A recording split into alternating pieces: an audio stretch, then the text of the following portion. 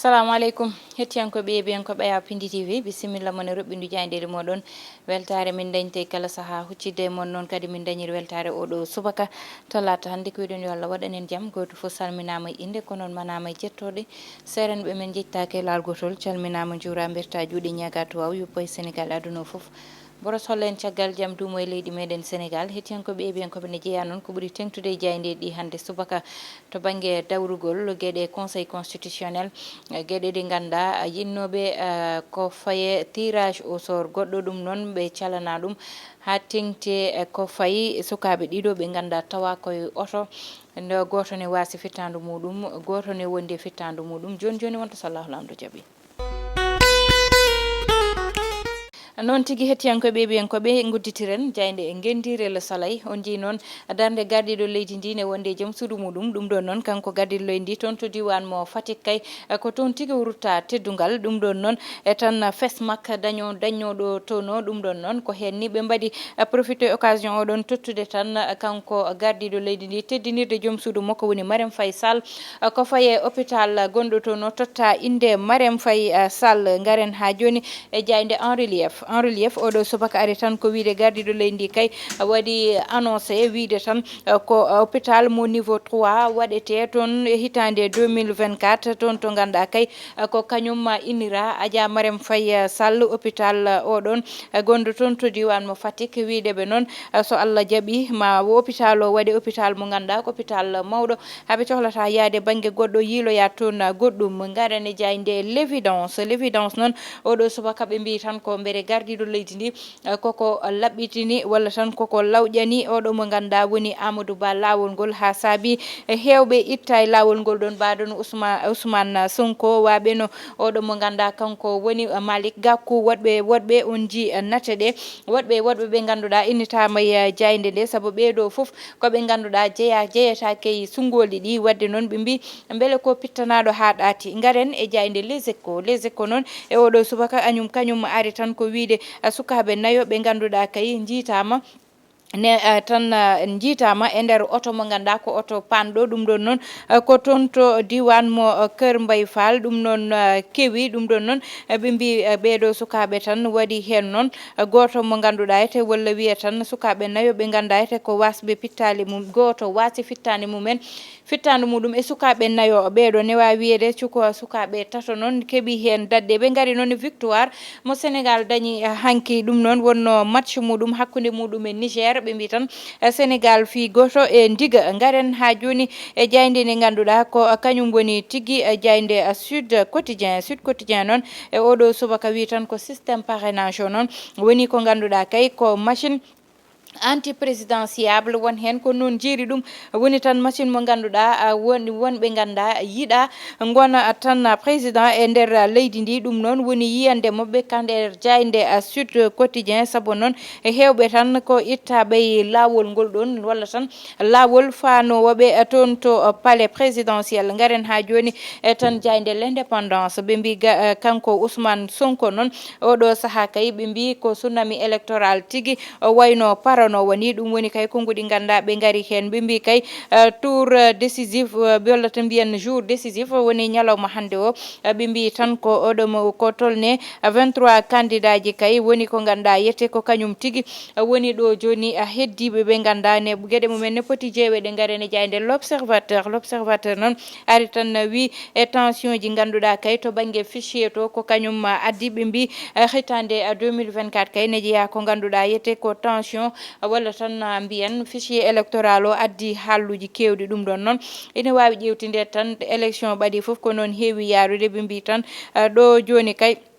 ɓe ganduɗa hanke haala mumen haalama e jaydeli ɗi wiyede tan ko majjuɓe e nder maaje ɗe addi ɗum noon ko patrouilleur uji ɓeɗon noon oɗo saaha kay koreji mumen nani daari karpat gam tan wiide yoɓe mbat feere to ande holto ɓiɗɓe mabɓe ɓe babiramoɓe kawmiramoɓe ɓeɗo kay goni ha joni tan garen e jayde le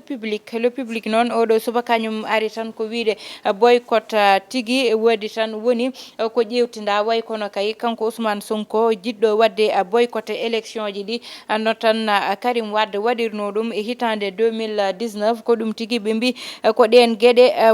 wayno ko yiɗi kewde garen ha joni jayde besbi le jour ɓe mbi tan sage uji nayyi kamɓe fof noon ɓe mbi ko ala e ko wiya yo waɗe tan tirage au sort gam heddiɓe ande holi poɗɗo adade goɗɗo poɗɗo rewde hen saabu noon ne waɗi roccitiɓe ne waɗi ɓe ganda dossier ji mumen jaɓaka e ko way noon ɗum ɗo noon sage uji ɗi cali ɗum mbi tan ndewata koye ordre moɓe mbanno tirage au sort gadanowo ɓe mbattata tirage au sort goɗɗo ɓe mbi tan ko tolne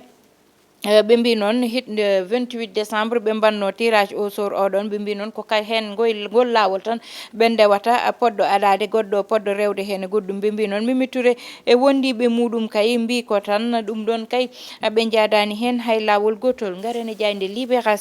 libération noon ari tan koye oɗo maire mo Chérif Lo kanko noon mo ganduɗa kay oɗo saaha o ruttina wayno duttinaɗo kadi e dumbirdu gonnoɗo toon to diwan mo Thiès ɓe mbi noon kanko kay Ousmane Sarr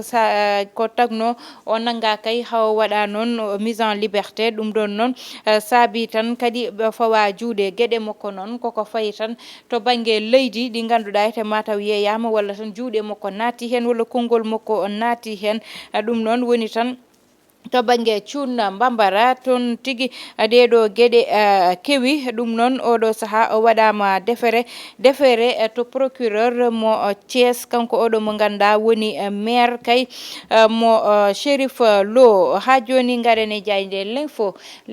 l'info uddata oɗo subaka ɓe gari tan e gueɗe ɗe ganda kay no heewi ƴewtidede oɗo saaha ɓe mbi noon ko hewɓe ne kollita ko monogamie ji manam signinde debbo goto tene gondi hen noon e fierté manam ne gonni hen e weltare kono noon heddiɓe ɓe ha joni jayde nde ari hen wiide réseaux sociaux ji saaha foof yiyete ɓe ganda ko gueɗe nawligu ɓe gono ɗiɗoɓo ɓe gona tatoɓo ene mbaɗa ɗum affiché e réseaux sociaux ji ɗi ɗum ɗon ne ɓe garti hen no fewi kono ɓe mbi noon ɗum noon haɗani wonɓe ganda kañumen ko monogamie signinte tene goni hen noon e tan nde gondi hen e welema tekkuɗo hettiyankoɓe yeeɓiyankoɓe joni gudditen hello wonko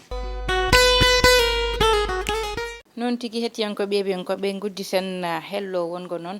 garen ha joni tan e oɗo ɓiɗɗo gorko kañum ha joni jayde libération wiyete ko Patrice Sambou kanko noon ko étudiant kono kay haɗani wadde mo gueɗe ɗe ganda ko gueɗe kawtaniɗe saabu noon o tan wujji ko haalis mo ganda woni kalis paroisse moɓe woni église mo wonno kono noon gam yobde oɗon haalis ko ɓaddu kadi braquage woni wadde agression gam tan wawde yobde oɗon kay kalis mo wujjuno ɓe mbi tan o nanga noon oɗo saaha ko oɗo saaha agression e détention d'arme e tan ko fayi agression à main armée ɗum noon addanimo caɗele ɗe ganduɗa kay oɗo saaha amone dumbudu kanko oɗo ɓiɗɗo gorko noon en kaali ko addi ɗum mataw o wujji kalis o koye nder église o kono kadi o rutti omo waɗa agressé gam ruttinde oɗon kalis to wonno to en tout cas mbeɗa andi kam baɗo ni paroisse o sohlani ɗum saabu ƴetto kalis kadi waɗa kadi commettre kadi délit goɗɗo gam tan wawde yobde oɗon kalis ɗum ɗon hankkadi ina hulɓini ɓe mbi talata hande o noon ko talata mo ganduɗa kadi kamɓe ɓe ganda goni to conseil constitutionnel moɓe jokku ligguey moɓe gonno saabu nogas tato ne foti tan ɓennude ƴewte kamɓene gueɗe moɓe ina jeeya hen noon ɓe mbi Rose Wardini maître Ela Diouf kamɓe noon uddita hande baalo kamɓe ɓeɗon ndiɗo gueɗe moɓe idoto ƴeewede e ñalawma talata hande o beele moɓe jeeye sungoli ɗi walla ɓe jeeyatake hen saabu ne anno aɓe joguino caɗele doublon ji ɗum ɗon noon goɗɗum ko haala woni e nder jayde l'info banggue monogamie kalaɗo monogamie noon woni signinde wiide ko debbo goto signini walla debbo goto tan dañata ɗum noon e kayitaji ɗum ɗon noon hettiyankoɓe ina heewi addude caɗele ɗe ganda mi anda onon so ɗum jogui hen onon ne yiyande moɗon saabu wasa oɗon jogui hen kono ne faade commentaire uji ɗi saabu ne heewi yiyede ko wayni so dañi neɗɗo signina monogamie ha ɓooya yaaha daña hen noon nimsita resoya debbo goɗɗo addane caɗele walla ko way noon saabu so neɗɗo resi debbo goɗɗo ne wawi addande ɗum caɗele so tawi debbo muɗum yeehe lawol nawi ɗum e lawol wi o signinno ko monogami walla naggam omo wawi hen lelade kaso kono kadi omo wawi hen dañde caɗele goɗɗe ɗe ganduɗa ne ara e gueɗe baɗe noon saabu hewɓe ciññinta ko oɗon monogami ha ɓooya jaaha ndesoya debbo goɗɗo walla ndesoya rewɓe waɗɓe ɗum noon addana ɗumen caɗele gueɗe aduna mumen gueɗe liggeyaji mumen eko way noon saabu noon foof koko jokkodiri ha tan addude e gueɗe ɗe ɗon kewɗe waɗede goto fof ni foti wondude hakkille muɗum e goto fof foɗɗo resde debbo goto ne andi desowo ha ɓooya yiya goɗɗo wiyane rasa ina andi ɗum saabu neɗɗo ina signina polygamie 4 femmes tawa yete haɗata koye joom suudu debbo muɗum goto ha naywidey muɗum tawa resata debbo goɗɗo neɗɗo kadi ara signina monogami tawa wawana ɗum yaaha ha ɓooya yiya debbo goɗɗo hakkille muɗum wona hen heddo dohno ɗum ha goɗɗum ara hen walla dohno ɗum ha resa ɗum heddo noon caɗele ara hakkude muɗum e debbo o saabu noon ɗeɗon gueɗe addata tan caɗele hakkude muɗum e debbo o kono noon ma addu caɗele hakkude muɗum mo resi o saabu mo resi o so tawi ko dañde kayitaji wawata dañde certificat de mariage saabu certificat de mariage oya ko kañum tan konti saabu neɗɗo so keesi ha signini monogami hay so tawi seere debbo oɗon sene resa goɗɗo ko monogami oɗon kontinta ala mi seerat oɗo mi waɗa kadi polygami so joom suudu muɗum wasi fittandu muɗum ko monogami oɗon tan kontinta ɗum ɗon yo woppite hakkille no fewi saabu ciñingol wona fijirde yaade signina walla huula mo wondi o walla hersa mo wondi o walla hersa taariɓe ɗum walla huula mo resi o haade addande ɗum caɗele walla nannay hoore muɗum ko wawa wonde ha yaha signina monogami ko caɗele addanta hoore muɗum te noon gacce dabɓe ɓuuri gacce juɗɗe neɗɗo tikka balɗe ɗiɗi tati e polygami mo mbaɗɗa o ɓuuri gaddana caɗele hoorema e gurdam ma foof gonda debbo mo ganduɗa hankkadi hay sa seere muɗum ko monogami oɗon kontinta ɗum ɗon ne yo woppe hakkille no fewi saabu monogami ko suuɗi nder koko heewi hettiyankoɓe yiiɓenkoɓe ɗo guddirten ononne hakkille moɗon ndeɗon gueɗe ne faade e commentaire uji banimon debbo Aissata Ndiaye wonno heɗanno en to banggue caméra ko Djiby Dieng to montage ko Ali Fall